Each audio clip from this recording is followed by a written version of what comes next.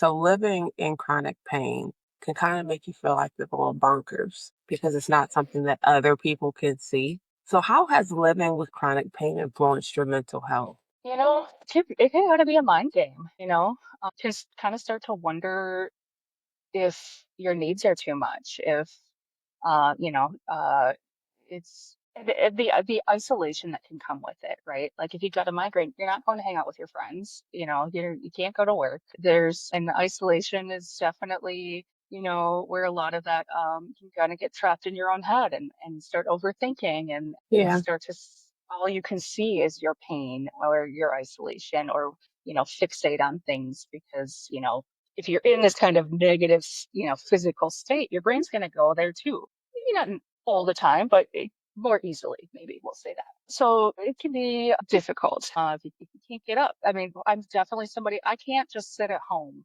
and do nothing and feel good about it generally. Once in a while, cool, great. Yes, I love rest. But if I'm literally just stuck at home, like I will totally start to spin out and get in my head about stuff. Chronic pain can really take a toll, and as it affects your relationships, I've had to cancel so many plans because with my friends or things that I wanted to do because I just couldn't. And luckily, I have really cultivated a really supportive group of friends, some of who do also deal with chronic pain, and others who are just compassionate people and they understand and they know that I'm not canceling because I want to, whatnot. But definitely there's guilt that goes along with that. And Yeah. that guilt can feed into the struggles. So it's a multi-layered thing for sure. It is multi-layered. I think that sometimes the heaviest part that we carry is the guilt of saying I can't. And we were Hmm. just talking about it last week of the I can't, but being able to say I can't for reasons that care for you so that you can later.